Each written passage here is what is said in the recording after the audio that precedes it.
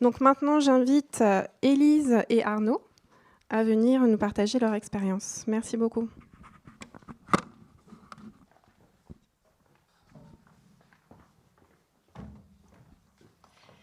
Eh bien, bonjour à tous et à toutes. Donc, moi, je suis Élise Others, donc je suis la gérante de CPM Industrie et je suis venue avec Arnaud, qui est le fondateur de Néolocaux. Et ensemble, on a créé, il y a bientôt 2 ans, Label Tech. On y reviendra après. Je vais commencer par me présenter, puis Arnaud fera sa présentation lui-même. Il la fera bien mieux que moi. Donc moi, je suis une PME industrielle spécialisée dans la conception et la fabrication de prototypes mécaniques. Donc un pur produit de l'industrie. Et on pourrait considérer que je suis très très loin de la low-tech. Alors je ne vous cache pas que la low-tech est un sujet que j'ai regardé, moi à titre personnel, d'un regard un peu lointain. Puisque je suis dans une activité de sous-traitance industrielle un petit peu classique. Je conçois des solutions et je les fabrique pour les industriels. On transforme le métal. Donc, dans le métal, il ne vous a pas échappé que l'empreinte carbone de mon entreprise n'était pas anodine.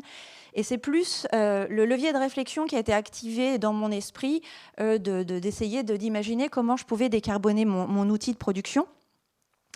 Il y a une dizaine d'années, il y a 15 ans même, j'ai artificialisé un sol pour pouvoir créer un bâtiment industriel à l'image de mes enjeux d'entreprise.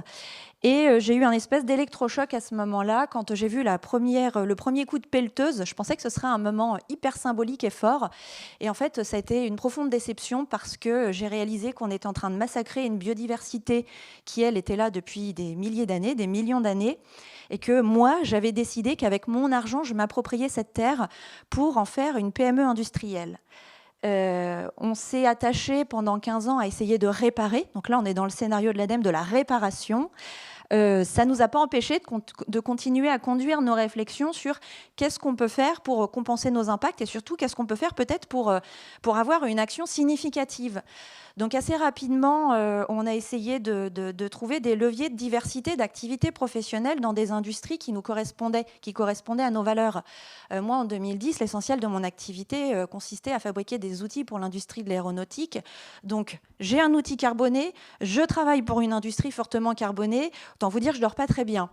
Mais il existe tout un tas de choses. Néanmoins, ces opportunités-là, il faut les trouver.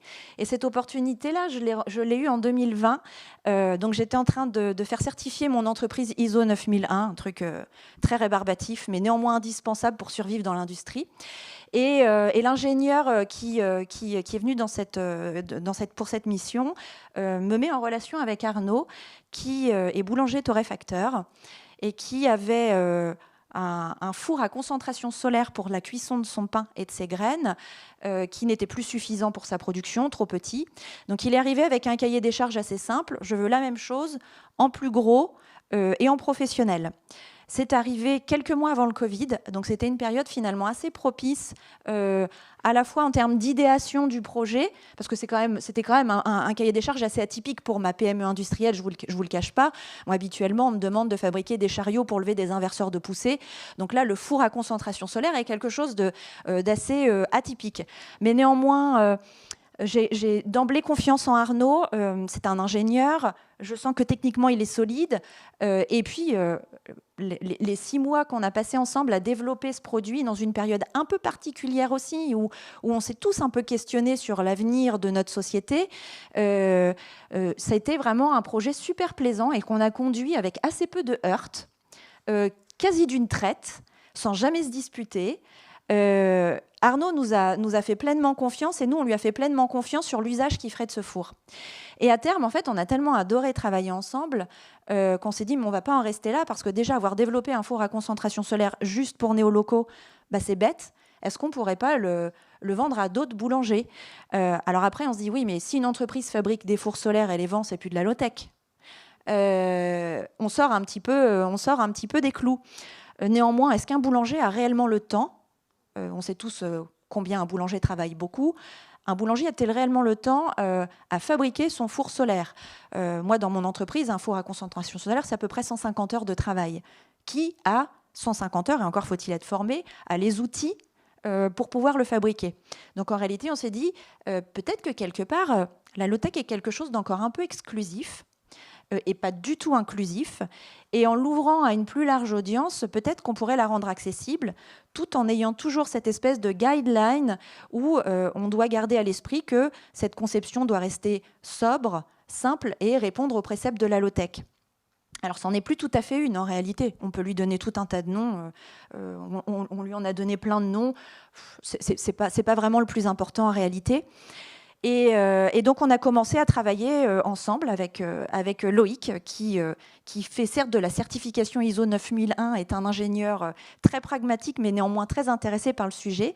Et avec Maxence, qui est spécialisé en marketing digital, on décide de travailler sur la professionnalisation de l'OTEC. Cette expérience de four solaire, finalement, était un peu le point de départ pour pouvoir amorcer quelque chose de plus grand qui visait à identifier les besoins, alors pas que des boulangers, des torréfacteurs, mais aussi des maraîchers, des gens qui travaillent dans la restauration, de pouvoir leur proposer des solutions professionnelles qui ne sont pas connectées à toute une bardée d'électronique, des choses très simples, robustes, durables. Donc on applique les principes de l'éco-conception finalement dans notre réflexion. Et l'année dernière, on a identifié un projet, une demande, en tout cas assez intéressante, qui était de développer un rocket stove. Aujourd'hui, on peut le faire soi-même. Donc le rocket stove, c'est un four à bois avec un double foyer qui permet de récupérer les fumées de la combustion dans une double chambre et d'augmenter le rendement et d'avoir une montée en température très rapide. Et donc ce rocket stove, donc on l'appelait Mouchou, parce qu'en réalité c'est un dragon. Il y en a qui vont avoir la ref, je pense. Et donc ce Mouchou, on vient de terminer le prototype. Donc aujourd'hui, on s'appuie sur les compétences de notre équipe. Moi, mon entreprise est un outil formidable pour pouvoir concevoir et fabriquer. Arnaud, lui, teste.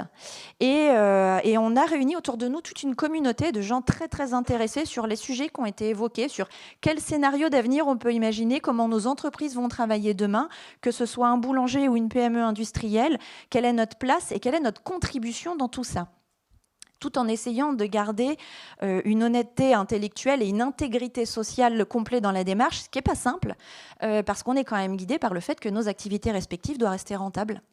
Et on ne doit pas vivre sous perfusion. Alors néanmoins, on est extrêmement soutenu, puisque que ce soit le four solaire ou le Mouchou, on a été soutenu. Le four solaire a été soutenu à hauteur de 50% des dépenses par l'Agence de développement de Normandie, et le Mouchou a été développé grâce également à un financement de l'ADEME. Donc c'est des projets qui nous permettent d'être soutenus dans le risque, d'être soutenus financièrement pour pouvoir amorcer les premières dépenses. Et donc là, on va entamer la phase test. Donc on a notre prototype qui était en test chez Arnaud jusqu'ici et qui va aller dans une association pour être testé. On va en fabriquer 3 autres cet hiver pour pouvoir les mettre en test au printemps. J'ai cru comprendre que le Low Tech Lab serait potentiellement intéressé pour l'essayer. Mais on n'en aura que 3. Et là, il va falloir qu'on fasse des arbitrages. Néanmoins, l'idée, c'est que régulièrement, en fait, la Beltech puisse développer des solutions. Donc, on est en veille, on est demandeur de projets sur lesquels on puisse développer des solutions toujours très, très simples. On refuse l'électronique. Typiquement, par exemple, le four solaire, un des propriétaires de cette conception voulait installer un tracker solaire pour ne pas avoir à bouger le four solaire toutes les 10 minutes pour suivre l'azimut du soleil. Et on a essayé. Techniquement, on a échoué. Pourquoi ? Parce que c'est complexe, parce qu'il y a de l'électronique, il faut installer un panneau photovoltaïque, et on s'est demandé comment est-ce qu'on pourrait le gérer. Il faut assurer la maintenance d'un tel produit. On n'a pas le réseau, c'est quelque chose d'émergent. Donc finalement, on ne l'a pas fait. D'abord pour des raisons technico-économiques. Et puis finalement, en y réfléchissant, on s'est dit que non, en fait, si on installait un tracker solaire, c'était plus de la low-tech. Et en fait, on sortait du cahier des charges initial, et c'est pas pour nous. En tout cas, nous, on ne le fera pas. Donc, on impose cet usage. Et puis Arnaud a la légitimité aussi de pouvoir dire, mais moi, je suis boulanger, et je peux vous assurer que dans mon process de travail, toutes les 8 à 10 minutes, bouger le four n'est pas une activité problématique. J'arrive à l'intégrer, c'est une question d'organisation. Et d'ailleurs, il en parlera un petit peu plus, parce que la réflexion de l'organisation dans le travail, qu'on soit un boulanger ou une PME industrielle, est un vrai sujet. Donc on en est là aujourd'hui. Je dirige une PME de 35 salariés, essentiellement des chaudronniers, tourneurs-fraiseurs, peintres, techniciens de maintenance, mais qu'on a emmené dans une histoire qui est différente de celle dans laquelle ils se sont embarqués il y a une quinzaine d'années à mes côtés. Alors je ne vous cache pas que je n'ai pas l'adhésion de tout le monde. chacun a sa vision du scénario et j'ai essentiellement des salariés qui sont plus dans le scénario 4 que dans le scénario 1. Mais néanmoins, je me dis que à force de voir des fours solaires et des mouchoux passer en atelier de production, peut-être qu'on arrivera à faire bouger le curseur à minima vers le scénario 3 et puis après vers le scénario 2. Je suis peut-être un petit peu naïve, peut-être un peu idéologique, mais en tout cas, c'est un travail qu'on fait parce que c'est aussi par l'éducation des entreprises, je pense qu'on accompagne nos collaborateurs et qu'on fait un petit peu évoluer les pensées. Et maintenant, je vais passer la parole à Arnaud.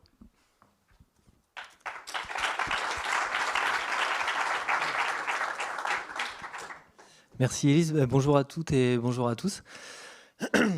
Donc moi c'est Arnaud, je suis le fondateur de Néoloco. Je suis ingénieur à la base. Et moi je m'intéresse depuis très très longtemps aux questions d'organisation sociale liées aux enjeux énergétiques. Tout à l'heure on a parlé un peu de l'innovation organisationnelle, j'en reparlerai tout à l'heure. En fait, je vais vous expliquer un peu l'histoire du projet pour bien expliquer de quoi on parle. Parce que quand on parle de néolocaux, peut-être certains d'entre vous ont déjà vu passer des photos. En fait, on a une boulangerie solaire, donc qui utilise un four solaire. On a aussi une activité de torréfaction. Mais ça, c'est un peu la face immergée de l'iceberg. Parce qu'on peut nous voir comme un artisanat qui fait de la R&D, en fait, sur les modèles économiques d'entreprise pour utiliser des solutions sobres. On peut nous voir carrément comme un laboratoire de R&D, mais qui est intégré au tissu économique. C'est-à-dire que nous, notre financement, c'est la vente des produits, et ce qui permet de vraiment valider les solutions qu'on utilise. Alors, il y a 15 ans maintenant, j'étais étudiant ingénieur, et je m'intéressais aux enjeux énergétiques déjà.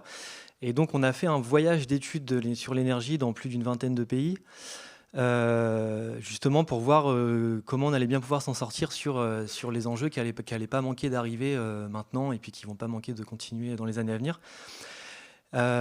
Et de ce voyage d'études, j'en ai retenu deux choses fondamentales dans le projet. La première qui est vraiment pour moi la plus importante, c'est qu'en fait les enjeux énergétiques sont beaucoup moins techniques que sociaux.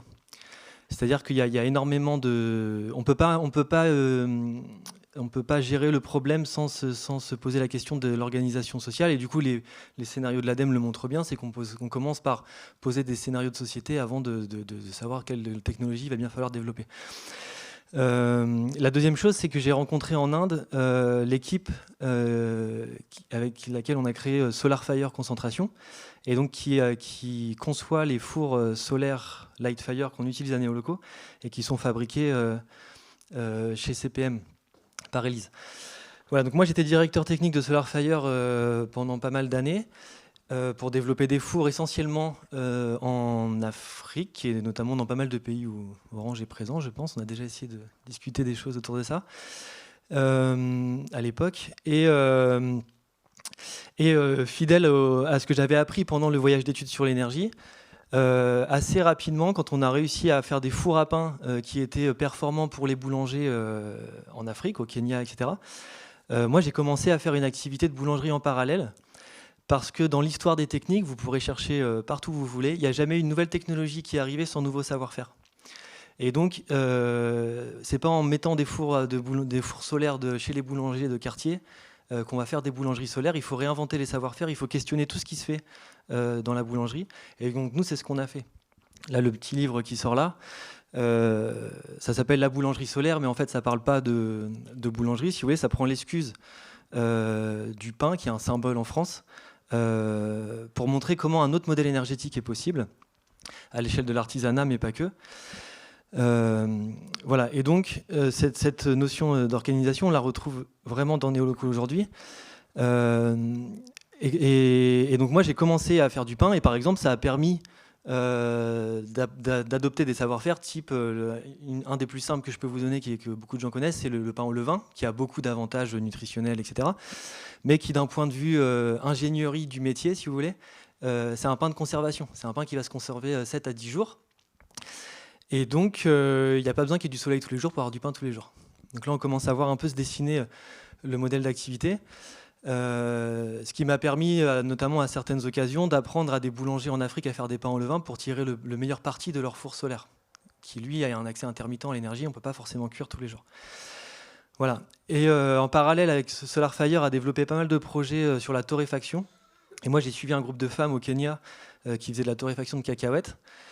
Et là elles avaient vraiment une belle production, à tel point que j'ai acquis la conviction qu'on allait pouvoir faire de la torréfaction solaire en Normandie sans problème. Et donc c'est ce que j'ai fait en 2019 avec une machine, c'est en 2019 que du coup, Neoloco a démarré réellement, même si je faisais un peu de pain avant. Et évidemment, comme la machine est arrivée pour la torréfaction, d'abord on s'est dit qu'on n'allait pas torréfier des cacahuètes du Kenya ou du café du Guatemala avec le soleil de Normandie, donc ça a amené aussi énormément de choses sur la culture culinaire. On a commencé à retorréfier des graines locales. Là, par exemple, on a développé un café de pois chiches ou de lentilles que je vous invite à goûter. Mais c'est très bluffant parce que, par exemple, on parle de décarbonation. Ça, c'est un exemple vraiment très important. On parle de décarbonation. Sur le marché du café, je crois que c'est 87% du carbone, c'est lié à la déforestation et aux importations mondialisées.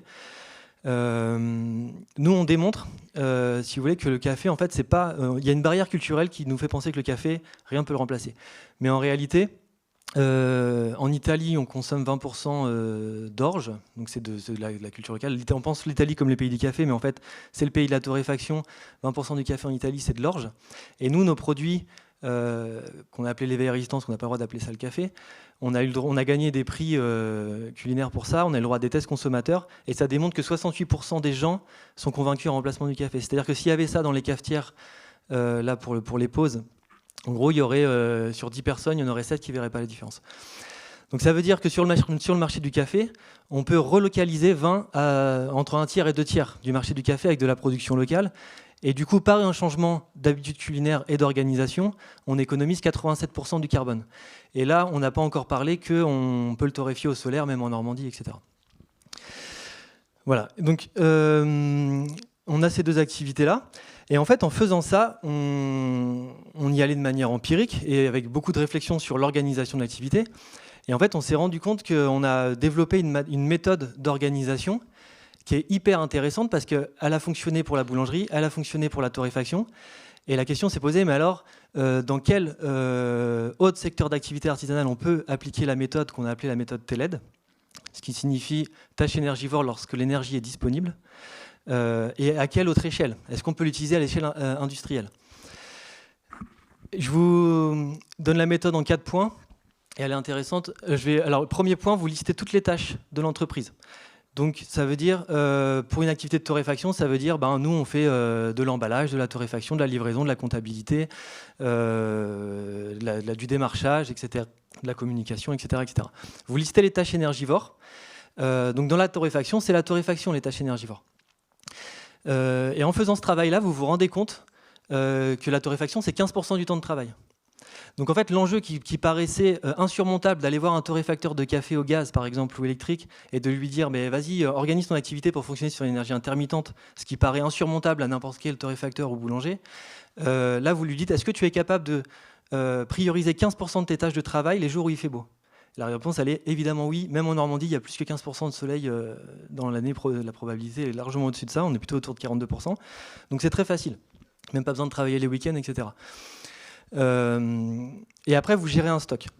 Mais ce qui est intéressant, c'est que vous vous rendez compte, avec cette méthodologie-là que je viens de lister en 2 minutes, vous pouvez réfléchir à la menuiserie, et à d'autres échelles. Par exemple, j'aime bien l'exemple de Ferrero, par exemple, qui est globalement un gros néoloco parce qu'eux, ils font de la torréfaction de noisettes et de chocolat, globalement. Bon, à l'échelle de Ferrero, effectivement, il y a différents sites, il y a des sites de production. Certains sont spécialisés dans la torréfaction, mais en tout cas, à l'échelle du groupe, on pourrait réfléchir de la même manière, c'est-à-dire que plutôt que d'avoir une usine qui fonctionne 24 heures sur 24, on pourrait avoir 2 usines qui fonctionnent que les moments où l'énergie est disponible. Et ça ne fonctionne pas que sur les énergies intermittentes, puisque l'accès aux énergies continues devient intermittent. Si vous regardez l'exemple de rien que de l'hiver dernier, que ce soit à cause des pénuries en gaz, etc., ou que ce soit par l'instabilité sur les prix, en fait, vous avez un accès intermittent aux énergies continues. Et souvent, et je termine avec ça, on nous pose la question, j'en parle ici parce que c'est un peu le sujet, on nous pose la question, alors cette méthode d'organisation TELED, qu'est-ce qu'elle donnerait? On voit bien ce qu'elle peut donner dans l'artisanat et l'industrie pour rendre compatible sur l'intermittence des énergies, et ça devient obligatoire parce que le secteur de l'énergie évolue de cette manière-là. On a un accès intermittent aux énergies. Qu'est-ce que ça donne dans le secteur des services? Donc, le secteur des services, aujourd'hui, c'est essentiellement les serveurs informatiques. L'énergie dans les services, c'est les serveurs informatiques. Voilà. Il y a un site internet qui s'appelle le Low-Tech Magazine, que je vous invite à visiter, qui utilise des serveurs informatiques alimentés par des panneaux solaires et batteries. Et du coup, sur la page du site internet, vous avez une jauge. Et donc, si vous le visitez, le site n'est pas disponible tous les jours de l'année. Ça peut arriver que 10 jours dans l'année, il ne soit pas disponible. Mais en fait, ça, c'est pas grave. Cette idée que les services informatiques doivent être disponibles tout le temps, c'est pas forcément une idée qui va rester pour tout le reste de l'histoire, en fait. Parce que, par exemple, un site internet comme Neoloco, il y a une boutique en ligne où vous pouvez acheter le café dont je parlais sur le site internet. S'il n'est pas disponible 10 jours par an, en fait, c'est pas grave. Et il y a plein de services comme ça. Voilà, donc ce mode d'organisation-là, il permet aussi d'imaginer des choses aussi dans ce domaine-là. Je vais laisser la parole au suivant. Voilà.